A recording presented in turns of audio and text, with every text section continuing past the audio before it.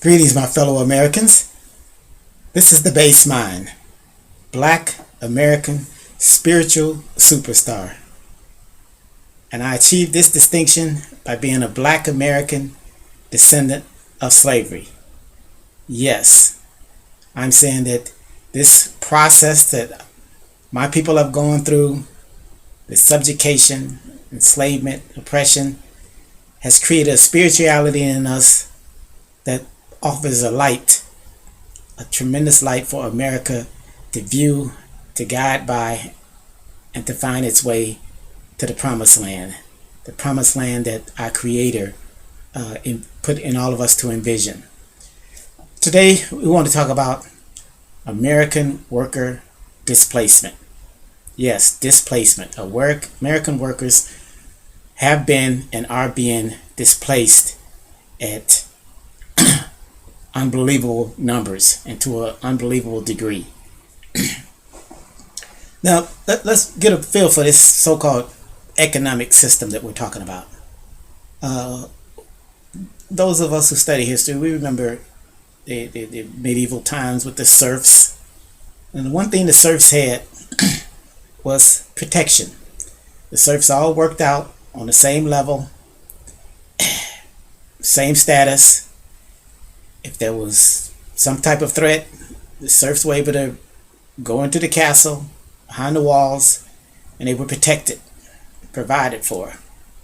And once the threat was dealt with, you go back out and you work. Okay? Then the colonialism. We know about colonialism, where some other power comes in and takes over the resources and controls the government, military, and everybody just work. And the goods, the productivity goes back to the colonial power. Then we have socialism, shared poverty. That's what socialism is.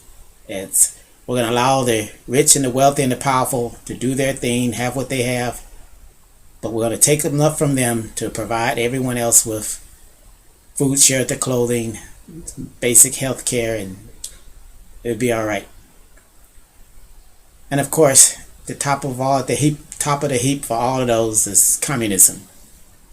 Because with communism, you take God out the picture, you take spirituality out the picture, you say, we have an authority, a totalitarian dictatorship. Everybody goes out and work. The state owns everything. But believe in us, the state. We're the new God. Now, what we have in America here was created uniquely. We have tremendous spiritual upheaval in Europe that came to America, tremendous economic upheaval here in America because it was such a land of milk and honey. There was so much opportunity here. But our founding fathers were able to create this constitutional republic based on freedom, the ability to choose what you could or couldn't do or would or wouldn't do, democracy, to where we are able to work with one another, convince one another of our beliefs and our values, and above all, capitalism. Now, why is capitalism so significant? Well, capitalism is based on the concept that every person should have the ability to do what they do best and benefit from the spoils of what they do best. If God had created us all equal, capitalism wouldn't be an issue. But the fact is, the reality is, we have different talents, different abilities, different drives, different commitments to toil and receive more. So capitalism in theory says, let those who are able to do more and do better achieve, and then they can pay taxes or some fee to be spread around those who are doing less. Now that worked pretty well in America, but since the time it was started.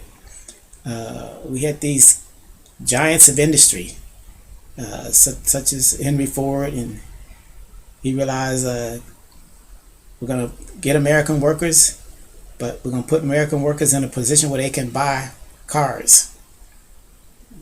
At the time, the only elites and the wealthy were driving cars. So America evolved and grew and had a tremendous expansion of wealth. But it's not so much that America created wealth, it's that there was a sharing in the creation of wealth. America is the greatest sharing of wealth expansion that we know in the modern times, in modern history. The sharing of wealth. The creation of wealth, but the sharing of wealth. Now, we call it a middle class, but America was able to evolve in a way to where the common person working could have a share of the wealth and the growth. Yes, we've gone through our periods of monopolists and robber barons and all of that, but again, America tried to put in laws, the antitrust, and keep companies from grabbing all the productivity, grabbing all the wealth, so that there would be a sharing of wealth. But what is going on today? Today we have a different level and entrenchment of corporate greed. And it's not only corporate greed, but it's a greed on a level that we're having a very hard time conceptualizing and coming to grips with. So let's take it to a spiritual level. In the scripture it says, the root of all evil is the love of money. Not the acquisition of money, not the accumulation of money, but the love of money. So what were we trying to say there? Well, let's look at what history was telling us, religion was telling us in the scripture also. It said that man, which is mind, that mind had a challenger, that there was a force in the initiation of mind's descent into this reality, this physical world. We talked about how mind exists within three dimensions, but there was a antagonist and a counter to the ability of mind.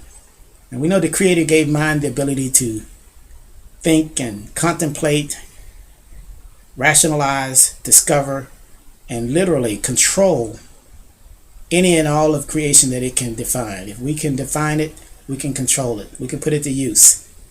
Mind was given this tremendous gift as ruler in the physical realm, in the physical creation. The scripture tells us that there was an antagonist, a satanic force or element, whatever, that didn't believe mind was worthy, didn't believe mind could be godlike and follow the divine spirit within it, that it would be susceptible to falling victim to the material world, that exploits material pleasures, the material power, the material ability to enjoy this creation would become more addictive to mind than the ability and the desire for getting close and being with God. So what we have today is that force in reality. Okay, we have what I call deviant global materialism. These are individuals who's have deviated from the natural order within them, deviated from this natural spirituality within them to benefit themselves and mankind and be closer to God. They're global in their mindset. They don't care about any nation's flag, any country, any law system. They want a global, one world order to where wealth is the dominant factor, where the wealth is the power that controls everyone else. And they are materialists. They love the material world more than they love the Creator and the creation and God Himself. They're deviant global materialists. We can't identify them as far as names, or who they wear, whatever. That's beside the point. But they feel like they have the right and the ability to control and manipulate mankind based on their holding of power, their ability to manipulate power, their ability to manipulate governments. Now, that order and that desire had to really deal with America, because America was based on a different set of principles. And America, as at the apogee of this Caucasian, European, Christian civilization that we all reside in, as far as the dominant factor in this civilization today is the Caucasian, European, Christian civilization that came out of Europe and ultimately spearheaded, fell under the leadership of these United States of America. And this leadership has taken on the role of the world's most biggest superpower, the world's true superpower. And the United States fought the wars that were European wars, World War I, World War II. We took the right position, we took the right stance, and we emerged as the world leader. And so there's a need there was a need to take down this leadership, to hinder it, to keep these principles and these values that exist in America from permeating the entire world and the globe. Because this deviant mindset wants to go back to a serfdom, go back to a way to where everybody is just a worker, and all the proceeds and benefits go up to the powers that control the assets and the resources and the wealth. And we're all just workers. So we don't want a capitalist system where one person can do better and grow and become wealthy when everyone should just be a worker. We reward those who benefit us, but basically we want a world of just workers. And so we have a world with impoverished global labor.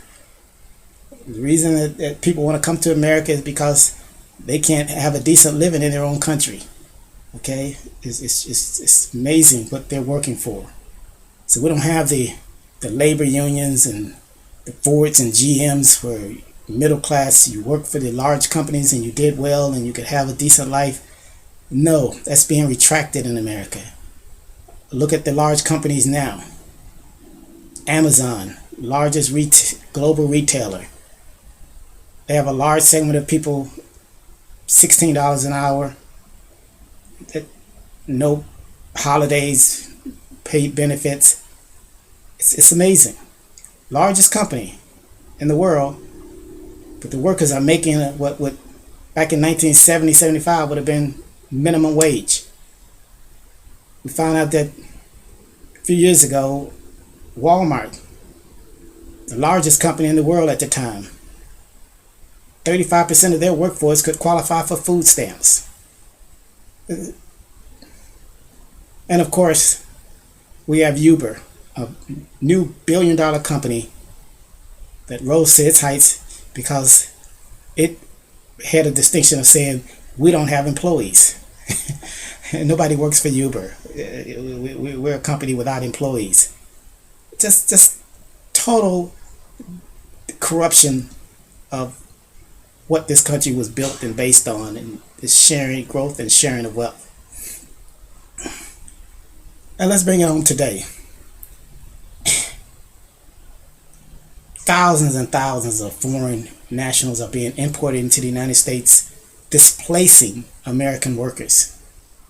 It started at the two extremes, the farm and labor and the high-tech labor, the two extremes. But it's been filtering down and filtering up, down into the middle of the workforce, to where everyone is being threatened by someone from somewhere else taking a job. What does that mean? That means that you keep the world impoverished labor-wise, and then you bring down this arrogant, idealistic American workforce to where it's undermined by workers coming in, and you can get to this world of serfdom. You can get to this world of workers. Everybody's based on the government to look out for them, take care of them, work for nothing, no upward mobility. And if you get out of order, we have the army and the military and the police to keep order.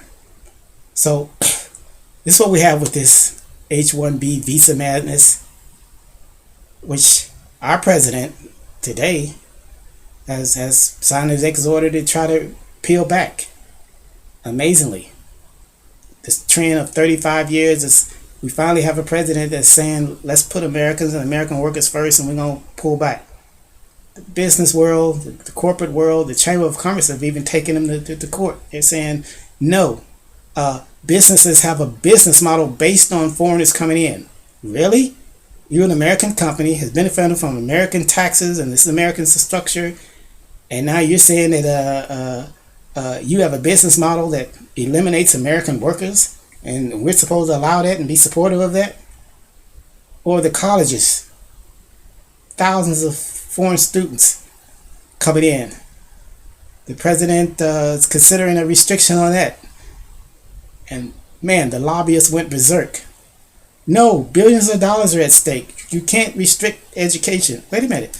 President didn't say he was restricting education. He was just saying that people who work online, go to school online, have to go home and go to school. The computer is not limited by boundaries, physical boundaries. So what's the issue? The colleges are still allowed to sell education. That's what they're in the business for. No, the issue is they're not selling education. They're selling a path to American citizenship. They're selling a path to American jobs. What right do the colleges have to sell citizenship and displace American workers for their profits and their till? What right do they have? Why are we allowing this? Why is that an issue? Okay? The thing we have to come to grips with is there is a war, cultural war, economic war, political war going on, and we have the benefit of an outstanding, tremendous, dedicated president, unbelievably, who has stood up and said, we can make a difference, we can make a change. And the resistance, the attack upon this presidency is something that no one has ever beheld before. There's no precedent for it. If he goes up, he should have went down. If he goes left, it should have been right. If he goes forward, he should have stayed back. Now we know that the corporate giants that control the media, the social media and all of that, they've already said that they believe they can influence 10 to 15 million votes. I believe that's a low estimate. They feel like they can do even more. We are being literally brainwashed with negativity about our president, this presidency, and about the state of our country. Completely brainwashed. Everything is negative. The narrative is put in such a negative form that both sides are negative regardless of which side you take. It's all still negative because they want to undermine this leadership. Why? Why is making America strong such a contentious issue? What vision do they have for America that they will go all out to do everything to take back the powers and take this society back on a path that was truly causing the destruction of our families and our communities and our lives? We need to wake up, America, and that's what the base mind is here to say today.